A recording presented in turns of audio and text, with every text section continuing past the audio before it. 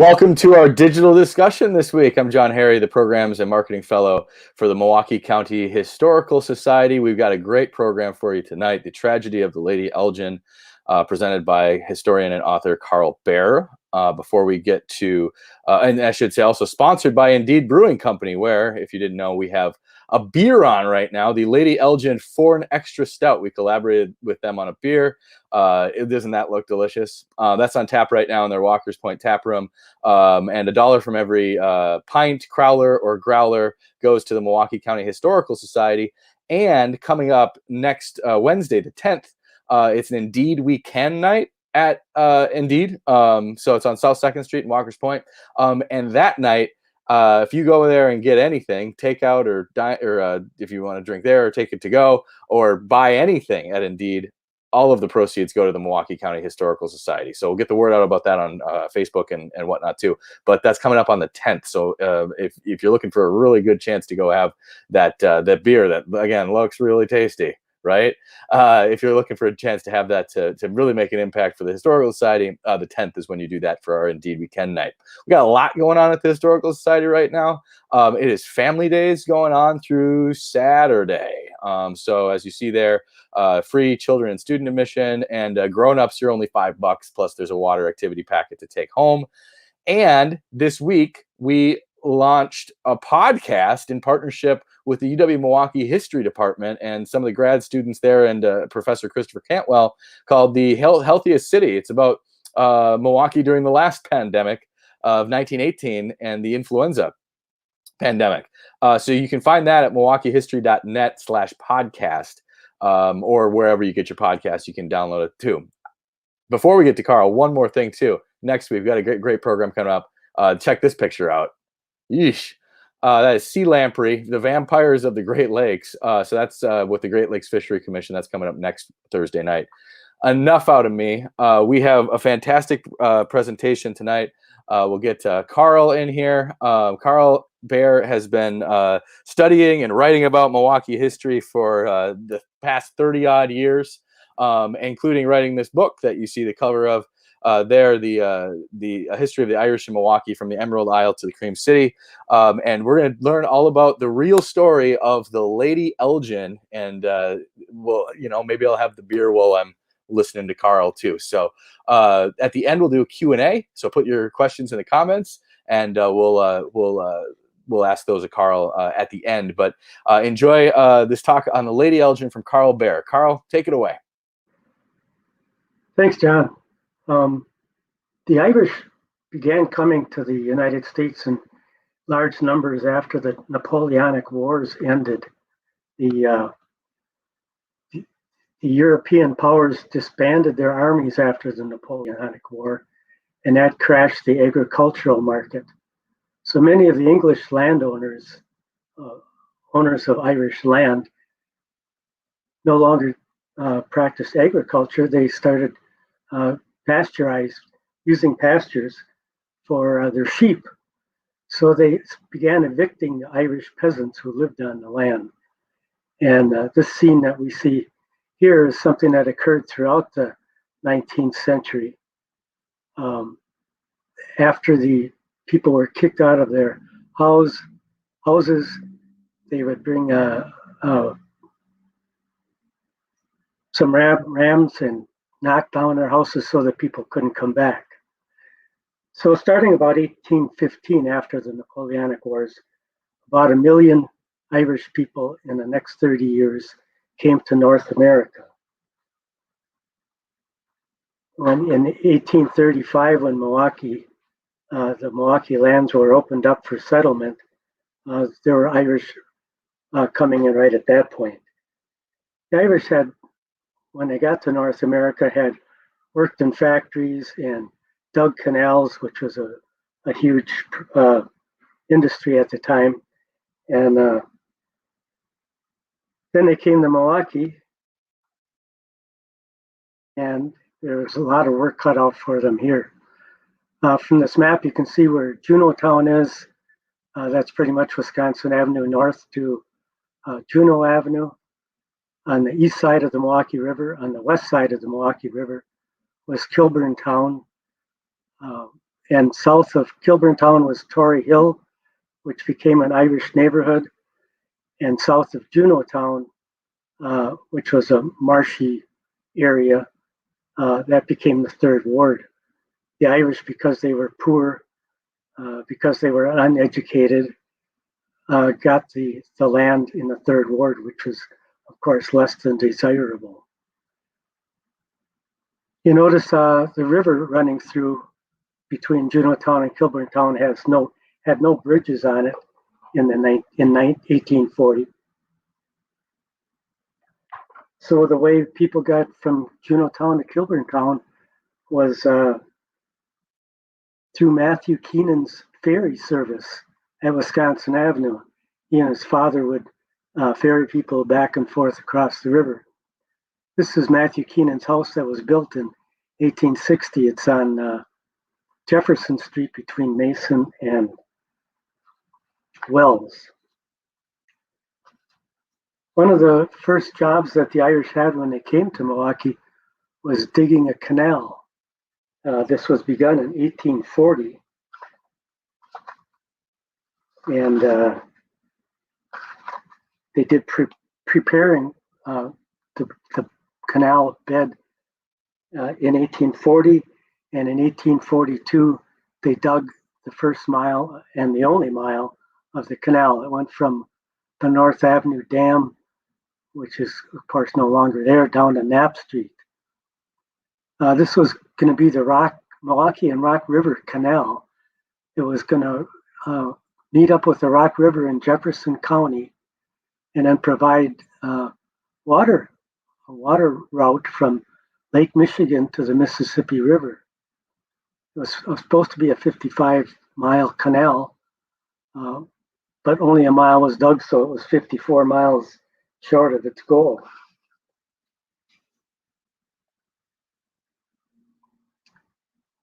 Here's a bird's eye view of Milwaukee in the 1840s. You can see piers extending out into the lake. They were almost a quarter of a mile long. And the reason that they had piers was because the entrance to the Milwaukee River at that time was down around Greenfield Avenue. And the river really was not navigable.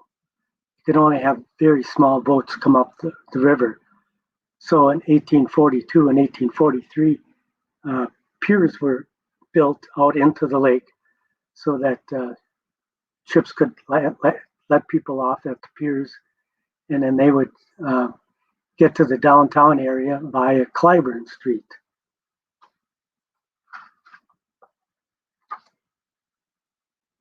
In 1848, this gentleman, John McMahon, helped found the first Irish militia company in the city of Milwaukee. They were called the City Guard, and from descriptions of their uniforms, they must have looked something like this. Because the Irish were so poor, so uneducated, so unskilled, and largely because they were Catholic, they were really looked down upon by the rest of the members of the community. So having a militia company was a status upgrade for the Irish. For the young men who were in the militia, of course, they felt that they were going to be improving, and other members of the community, particularly the young ladies, were happy to see these fellows. By 1845, there were about 1,000 Irish people in Milwaukee. In 1845, the potato blight in Ireland began with a famine, creating a famine. The average Irish person ate many pounds of potatoes every day, and when the potato blight came, the potatoes were all black, gooey mess. They were no longer edible. And so 2 million more people left Ireland during the famine years, which went from about 1845 to about 1851. between 1 million and 1.5 million Irish people died in Ireland at the time. So there was a real decrease in the population in Ireland during the 1800s. By 1850, there were 3,000 Irish in the city. That's counting the people from Ireland and their children who were born after they got here in North America. That was about 20% of the population of the city. And there was a backlash from the Yankees who didn't like the Irish, they didn't like foreigners, they didn't like Catholics, and they formed nationally, they formed a political party called the American Party, also known as the Know Nothings, and their primary goal was to limit immigration into the country. This anti-Catholic hysteria led to Milwaukee's Leahy riot, which we won't have a chance to get into tonight, but it was a riot that between the Yankees and the Irish. There was another group of immigrants or another group of people who were against the Irish Catholics, and that was the German 48ers or free thinkers. They were against the Irish Catholics because they didn't feel that they were free thinking. They didn't feel that they had the right attitude. So one of their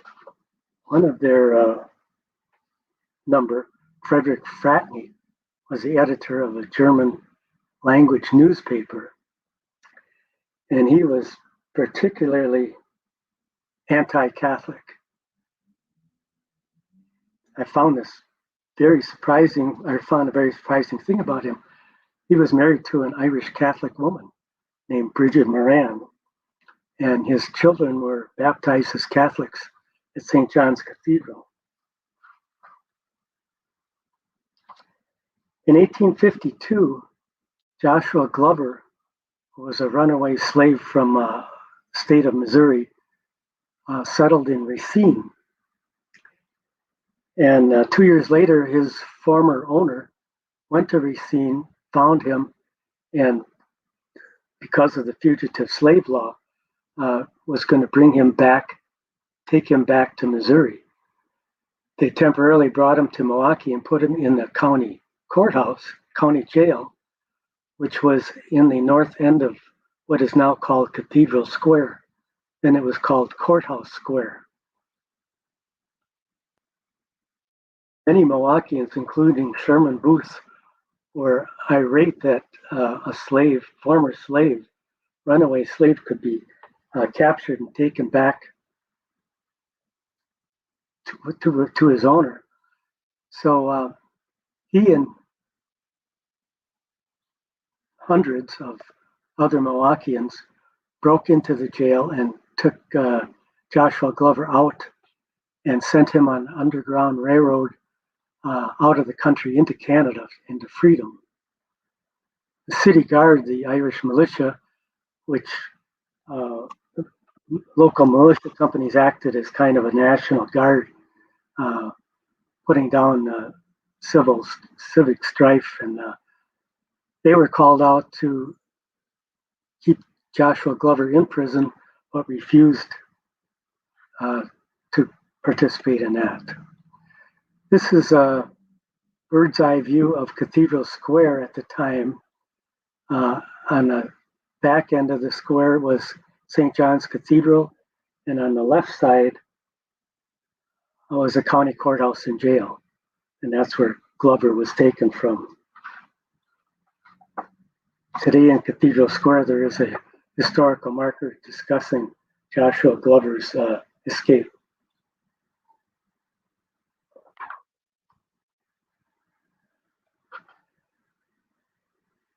In 1857, the piers became redundant. There was no need to have piers anymore because the channel was cut at the south end of the Third Ward between the Third Ward and Jones Island.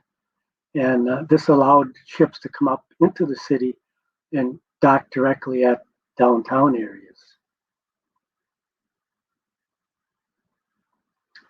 In 1855, the city guard was reorganized as the Union Guard, and 2 years later, Garrett Berry was made captain of the Union Guard. He was the son of an Irish immigrant. He attended West Point, graduated from West Point, participated in the Mexican-American War, and became the captain of the 80-member Union Guard. After Joshua Glover escaped, Sherman Booth was put in prison because he had broken the fugitive slave law. He had helped a slave to get away rather than be recaptured and sent back. After serving some time in prison, it went to the Wisconsin Supreme Court, which ruled that the fugitive slave law was unconstitutional and freed Sherman Booth. The U.S. Supreme Court then reaffirmed the fugitive slave law, said it was legal, and put him back in prison. So in 1860, Governor Randall, the Republican governor and an abolitionist, talked to Garrett Berry. During the spring of 1860, legislation was proposed to have the this is incredible as it sounds, have the United States secede from the Union and declare war against the United States over the slavery issue. So Randall asked Garrett Berry what he would do in the event of a war between Wisconsin and the United States. Garrett Berry said that his men had all taken oath of loyalty to the United States and they were not going to become traitors.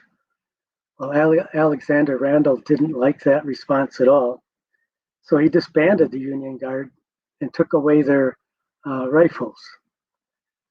So in May of 1860, Garrett Berry went to St. Louis to the army there and bought 80 muskets for the Union Guard so that they would be re-equipped. The muskets cost $2 each, so their total bill was $160. He brought the muskets back, and the Union Guard was able to participate in the 4th of July parades with their muskets. But they had a bill now. They had a $160 bill for 80 rifles at $2 each, and they decided to have a fundraiser. The fundraiser was going to be a trip on the Lady Elgin, which was a magnificent side-wheel steamer. That was going to pick them up in Milwaukee, take them down to Chicago where they could spend a day in Chicago and come back to Milwaukee that night. And for the price of $1, people could, supporters of the Union Guard could take this trip.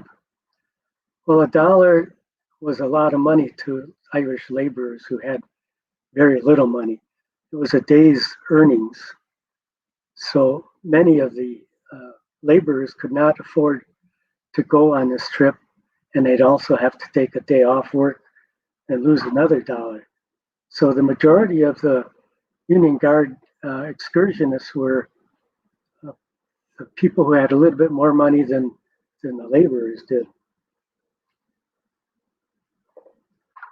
So the plan was on September 6th, around the early evening, the Lady Elgin would be coming from the north, where it had been up on Lake Superior, and then came and stopped at various lake ports on their way to Milwaukee.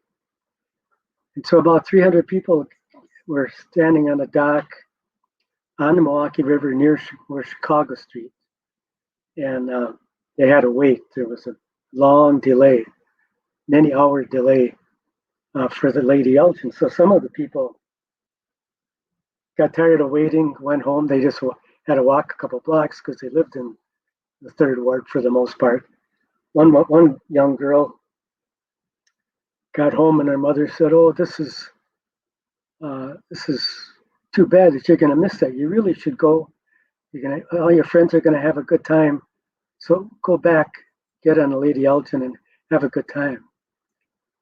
Well, that girl ended up being a victim. There was another fellow, John Rossiter, who got tired of waiting, and he went back to his room and fell asleep. And a couple hours later, his friends came and got him and said, "Come on, John, let's go." So he did, and fortunately, he survived this trip. But it was around midnight when the Lady Elgin left Milwaukee, and there was about 300 people who had become the excursionists. They were the ones who were paying for this fundraiser. So they got down to Chicago Friday morning, September 7th, just after dawn, and spent the day seeing the sights of Chicago, which was about twice as large as Milwaukee was at that point. There was a lot of things for them to do. That evening, the Union Guard there was a banquet by Chicago militia companies for the Union Guard. And after that banquet, the 300 excursionists got back on the Lady Elgin, which was going to begin its trip north again. Well, about 11 or 11:30, they left Chicago and started heading north. It was very warm and steamy evening. And after about 2 hours, they got as far as Winnetka, and they ran into a storm that had been roaring down Lake Michigan for the previous day, just about. Trees and fences were being blown down in Milwaukee. It was a huge storm. And there was a lumber schooner called the Augusta going south, heading in the opposite direction. And it collided with the Lady Elgin. It hit the Lady Elgin just beneath the side wheel, steamer side wheel, punctured a hole in it. And within 15 minutes, the Lady Elgin was at the bottom of Lake Michigan, about 3 miles off of Winnetka. And this collision was occurred about 2 in the morning. It was a huge disaster. There were about 400 people on the Lady Elgin at the time. That included the 300 excursionists, other passengers who were on their way to either Milwaukee or to ports north of Milwaukee. So of the 400, about 300 of them died. And we have some illustrations from some newspapers at the time, Frank Leslie's illustrated newspaper.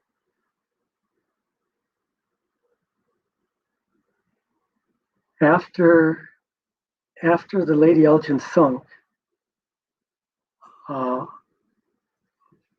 probably 100 or so people drowned right away. But the captain of the Lady Elgin, Jack Wilson, had them cut off or chop off the supports for the top deck, and the top deck then became a raft. When the ship sank, the top deck floated. So about 200 people started floating in toward Winnetka. The waves were about 20 feet high. One of the lifeboats on the Lady Elgin had made it to safety because the original plan was for the crew to get on this lifeboat and plug the hole in the Lady Elgin so it wouldn't sink, but they couldn't do it. They got into their lifeboat.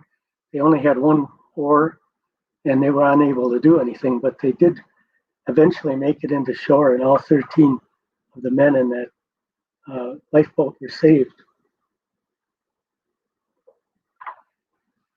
Some people were killed on the Lady Elgin when the smokestack fell and landed on them. But many of the people, as I mentioned, are on a raft. About 200 people or so were on a raft. And so because of the big huge waves, the raft broke into many pieces, and excuse me, over the next 8, 10, 12 hours, people began arriving at the shore at Winnetka. But because the waves were so high and the undertow was so strong, only about 100 of them survived. About the other 100 or so that had made it that far were pulled out by the undertow. So the word of the calamity reached Milwaukee and Chicago, and many of the bodies were taken to Chicago for the inquest, and many of the Milwaukee families of people who were on the Lady Elgin went to Chicago to provide descriptions of their family members.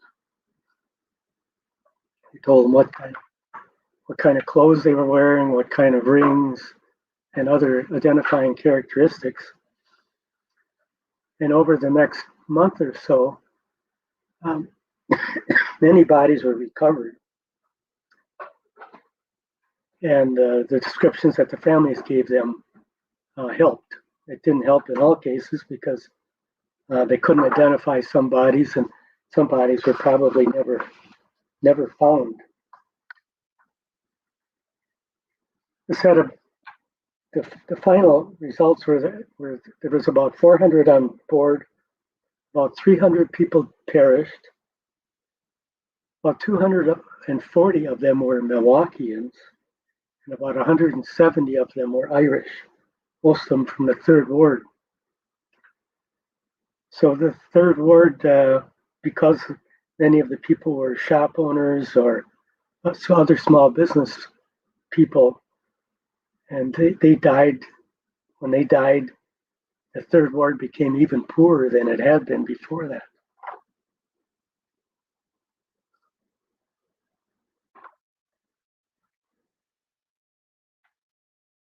Numbers of the people on the Third Ward have become controversial much later.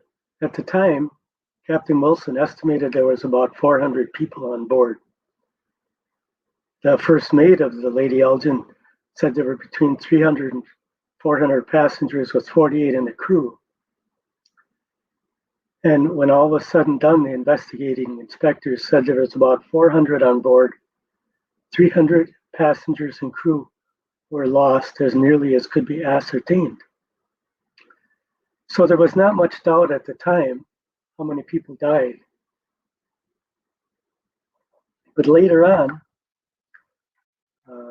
generation later, in 1892, the Milwaukee Sentinel had an article, and they said 500 to 600 passengers were on it, and 400 were Milwaukee excursionists.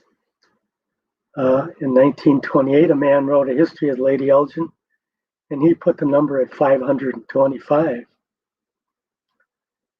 And there's an official marker, historical marker, on Erie and Water Street that says there were about 500 Union Guard supporters. Well, if there were 500 Union Guard supporters, that would mean about 600 people on Lady Elgin, which there was not that many people. The reason that numbers became larger as the years passed is that people would go back and look at the newspapers of the time and look at the lists of the people who were supposedly either victims or survivors. This is from the Chicago Press Tribune. The fourth column from the right shows a list of the people that they thought had either died or survived. The Milwaukee Sentinel also put out lists.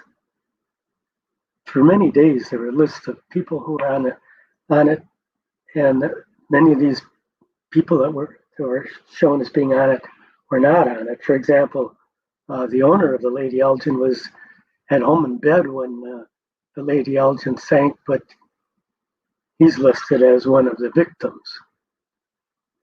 As I mentioned, this is big news around the country. Even the New York Times had lists of the people who they thought were victims or survivors. This was actually an international incident. One of the ministers of parliament in England was on the ship, and he died, and so it was news in London at the time. The newspapers had a lot of errors. Besides naming people who were not on the ship as being on the ship, they spelled people's names incorrectly.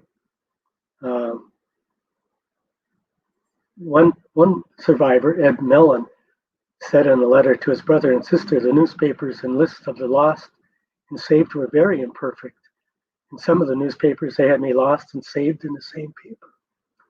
They also spelled his name Mallen and Mullen, so he was actually listed as being three different people, and that occurred with quite a few of the other passengers. And that accounts for the large number of people that some people have claimed died on the Lady Elgin. It was about 300. This is a historical marker I was mentioning. They said the last paragraph says aboard the ship were more than 500 Union guards, and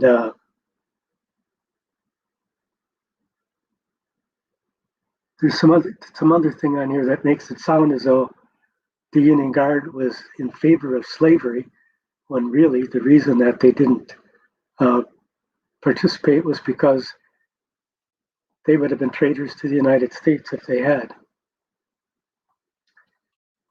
So I've done research on Lady Elgin for over the last 20 years and looked at all sorts of records, church burial records, cemetery burial records, probate records, notices in newspapers, just a wide variety of sources. And I come up with 303 victims, excuse me, and 98 survivors. So 400 people on the ship. 60% of them were Irish, 18% were Yankees, 12% were Germans. The Union Guard had hired a band that was named the City Band, and that was German musicians. That's why there's a large number of Germans listed as victims. And then there was another 10% that was included African Americans, Bohemians, English, Norwegians, and Welsh. One of the urban myths about Lady Elgin is that 1,000 orphans supposedly were created by these 300 people who died. That was according to the Milwaukee Sentinel on September 17th, 1860. In my research, I found that there were actually 36 orphans, not 1,000. Many of the people that died on the Lady Elgin were single people and had no children.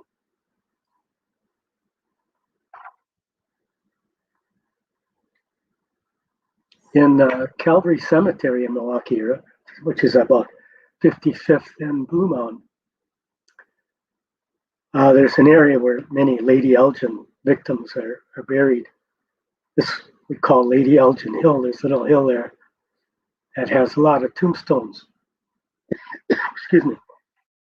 Many of the tombstones were done in sandstone, and they are pretty hard to read right now.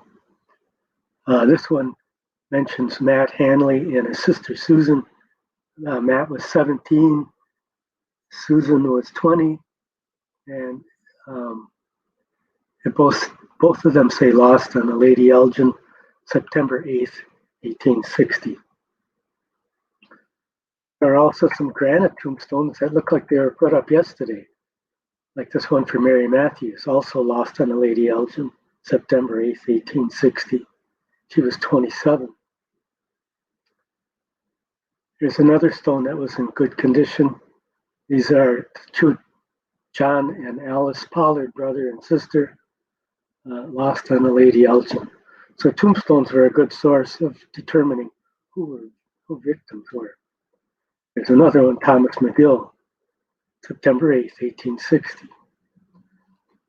When we go to Forest Home Cemetery, which is on Forest Home Avenue, and here's a sandstone type of tombstone. It mentions Herman Stewart. He was one of the musicians in the band that was playing music, and he was lost on the Lady Elgin, 8th of September, 1860. As was Edward Warner, lost on the Lady Elgin. So that's pretty much what I have on the Lady Elgin. So John, if you want to. Yeah. That was, it's just hearing about how you did the research to determine those things. I mean, it's almost like the newspapers were trying to sell newspapers by sensationalizing some of these things, with you talking about the orphans and whatnot, so you said, it made the third ward, even poorer. And obviously they had to grapple with a lot of their neighbors and friends and family dying in the shipwreck. I should also say, if anybody has any questions, put those in the comments now. But afterwards, so the Irish communities just kind of soldiered on. Where did they didn't stay in the third ward forever. Where did the Irish population kind of migrate to? Right. Well, the Lady Elgin was actually the first disaster that affected the third ward Irish. Another one was the Newhall House fire. It was a hotel on Michigan and Broadway. 72 people died in there. It was a huge loss of life in a hotel fire, and about half of them were Irish citizens, Irish workers in the hotel. Then in 1892, there was a huge fire in the third ward, burned about 450 buildings, and that was pretty much the end of the Irish in the third ward. After that, many of them moved to other parts of the city. Sure. Sharon is asking, where did the Lady Elgin leave Milwaukee from? Where was the dock was at on Milwaukee River at about Chicago Street. Okay. But that's nothing now, right? That's just a Riverwalk. Yeah, it's just a Riverwalk. That's what I thought. Paul is asking, were there any changes in maritime laws after this disaster? There were some changes regarding lighting on ships, the kind of lights that they needed. But that was all. I mean, there's been plenty of problems since then, a lot of changes, due to other disasters. This, by the way, was the largest loss of life disaster in Milwaukee's history. Wow. Just unbelievable. Yeah. 240 people died. Population at the time was about 45,000 people. Wow. Emily is asking, has the wreck of the Lady Elgin been found? Has somebody dove down and taken pictures and stuff? Yes, they have. I guess with the zebra mussels clearing a lot of the visibility in the water, about 20 or 25 years ago, they found the Lady Elgin, and the ship is mostly gone, but their boilers for the engine, they found those, and they have found debris field, which partly has been scavenged, I guess, by souvenir seekers. But it's still there, and I've read about people getting tours to the Lady Elgin and diving down to it. Wow. Well, I know that. Well, at the Historical Society, we have a couple pieces in our exhibit. Right, we do. So you can, if you want to see part of the Lady Elgin, it's a kind of like a couple. I mean, pieces of wood, right? It's kind of a couple doors, kind of things like that. Right. If you want to see part of the Lady Elgin, you can see that in our exhibit, which is on display now. There's the plug. One more question from Leroy is asking: was there any loss of life on the schooner that hit it? No, surprisingly not. The Augusta, after it poked a hole in the Lady Elgin, uh, figured there was no real problem, and they didn't have much control of their schooner anyway because of these huge winds that were going. Sure. So they went down to Chicago, not really understanding or realizing that Lady Elgin actually had sunk. Wow.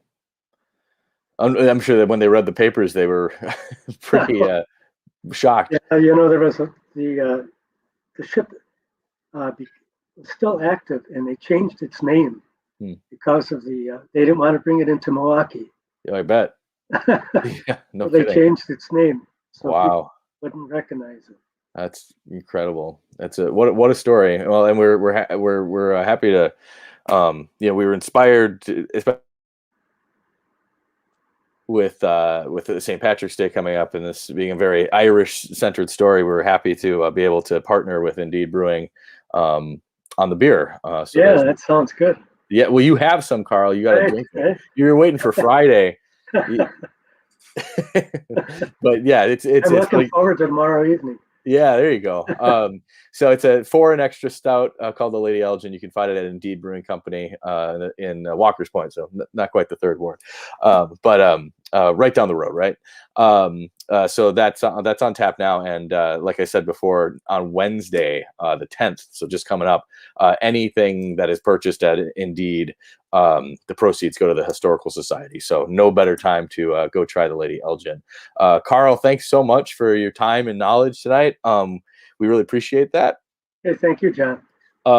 Carl's book, he mentioned in the beginning, but right there we have it's about the Irish in Milwaukee, from the Emerald Isle to the Cream City. We have that on sale in our shop at the Historical Society. I can pop the link real quick back in the chat too. So if anybody wants to purchase that and read more about the history of the Lady Elgin and just the Irish population of Milwaukee, it's an excellent, well-written source of information for that. And then next week, we have just the most terrifying thing you'll ever see. The Sea Lamprey, Vampires of the Great Lakes. So it has more pictures like that, I'm sure. It's a good one for the kids, right? Might give them nightmares. But we have that coming up with the Great Lakes Fishery Commission next Thursday night, talking about some of the environmental impact history of the Great Lakes and in the Milwaukee area especially. And don't forget, if you got kids, you get them in for free through Saturday, and you get a reduced admission price too for family days. So, Carl, well, I hope you enjoy the beer tomorrow night. Thank you. I do too. So, we hope to have you on again. And like I said, Carl's book is great, and we got that for sale. If you go to MilwaukeeHistory.net, you can find it in the shop there. But Carl, have a great night, and everybody else, take care. Okay.